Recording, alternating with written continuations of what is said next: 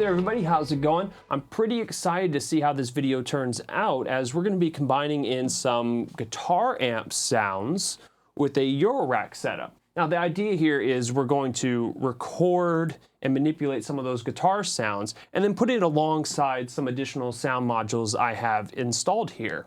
Now to give a breakdown of everything that's going to happen here, I'm going to start by recording in some sound samples from the amplifier with various EQ and gain settings, and I'll explain in a minute the particular module I'm using to record all that. Then we'll add in some drums, we'll add in some bass, and then I'll change around the guitar signal patching I have here so we can put some additional lead guitar on top of everything, and we'll give it some additional effects processing. I guess it's worth breaking down the guitar setup that I have here. So I'm going to be using a PRS SE245 equipped with Seymour Duncan pickups into my Earthling amp by Science Amplification. This particular model has a lot of tonal options, which is great for what we're doing. It has a low frequency and high frequency voice switch, bass and treble EQ, and then lots of gain that goes into sort of a fuzz-like sound. And from there, I'm going into my isolation cab that has a Celestion V30 mounted and a Shure SM57 and Sennheiser E609 microphone on it. From there to a 2-channel preamp down here with the line outputs going into this Bifaco in amp module, whose job is to take line level to Eurorack level. And then that's patched into this Dreadbox eudaimonia module. So I have the ability to blend between those two different mic signals, and then I have a high pass filter here to just kind of roll off a little low end. Overall, that main summed output is then going into the Instruo Arbhar for the recording and sampling. Now, we're not going to do a full tutorial on the Arbor here, but how it works is it's an audio granulizer. So based off of recorded audio, it will look to either say randomly or manually trigger grains of that audio. And these grains can be up to 3 seconds long. With recording audio, the Arbor has 6 layers, which records up to 10 seconds of audio.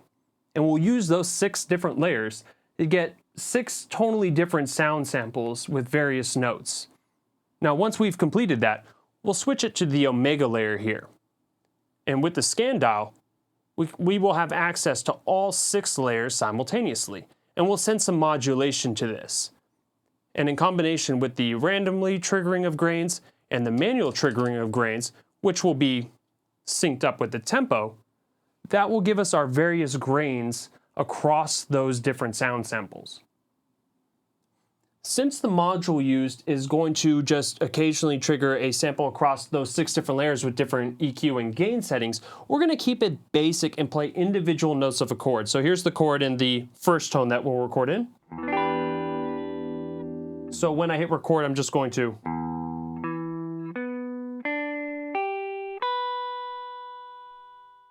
And then once the recording ends, we'll change the layer, we'll change the settings, and then we'll just repeat the process again until we're done. So let's go ahead and capture in the first one.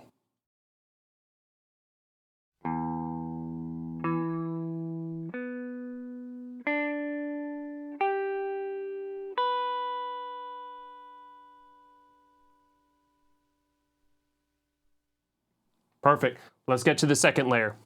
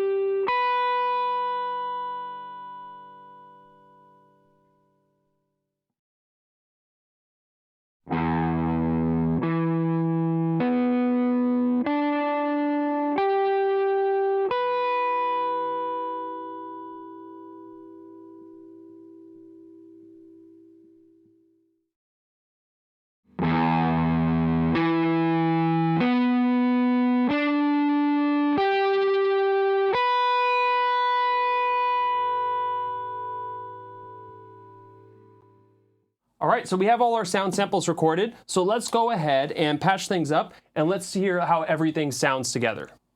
So we have our sample-based guitar melody all patched up. Let's go ahead and change from dry to wet here so we can hear the Arbhar output. And right now what we're hearing is the randomly triggered grains. I also have a gate output being sent into the manual input for tempo synced grains. Now this is running twice the speed of the clock with an occasional chance to randomly skip. So let's start that.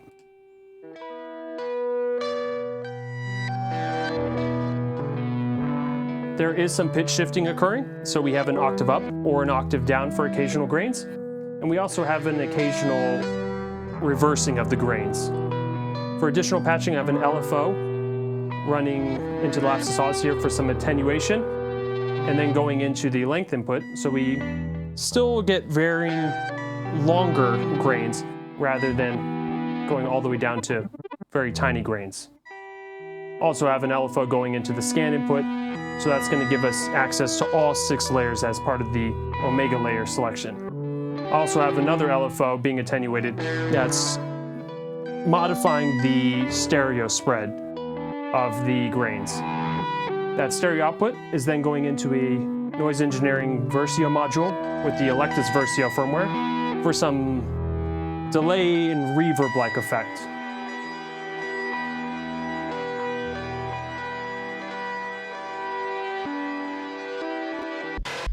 Here we have our drums all patched up, and I'm using the Swarp Instruments Rample for our drum samples. From Pamela's new workout, I have a clock running into the beat input of the numeric repetitor, which is going to provide our gate triggers for the Rample. Now actually for one of them, the first one, for the kick, I actually have that running first into links here to be copied, and then running into the Rample. And we'll take a look at why when we get to the bass patching. Now from the Rample, all of the 4 individual audio outputs coming into the Dopefer mini stereo mixer with some panning and things like that. And then the stereo output into the mixer here to hear alongside our previous guitar samples. Here we have our bass sound. So I have the STO module by Make Noise, and the sine wave and sub output is running into the Mutable Instruments Warps for some XOR modulation, and from there into the Quantus Ampla VCA, and then into the black stereo mixer. Now, I also have some clock running into the Mutable Instruments Marbles here for some tempo synced occasional pitch change. So that's running into the volts per octave on the STO. Now earlier, we took that gate signal, which was used for the kick drum, and made copies of that. So I took one of the additional copies, ran it into an envelope, and then from there into the lapsus os for some attenuation. Now, the end result was taking that additional gate signal that's then going through an envelope and some attenuation into the Quantus Ampla VCA, as this has an option to attenuate. So instead, when that kick triggers, it's going to duck this bass sound a little bit. Without the attenuation though, it would go completely silent, but I don't want that, so just give it some subtle ducking. Let's go ahead and bring the drums in. The last bit of patching I have here is for the lead guitar, which will lay on top of those previous items we heard. Since we're no longer needing the Instruo Arbhar for recording, I've taken that main output from the Dreadbox Eudaimonia and connected that to the Black Hole DSP2 by Erica Synth here for some dual delay.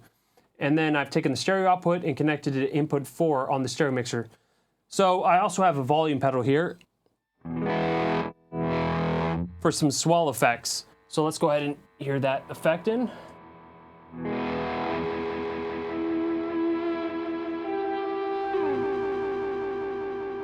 Now, everything from the stereo mixer here is going into the Noise Engineering Libra Legio module for some subtle compression and some distortion coloration.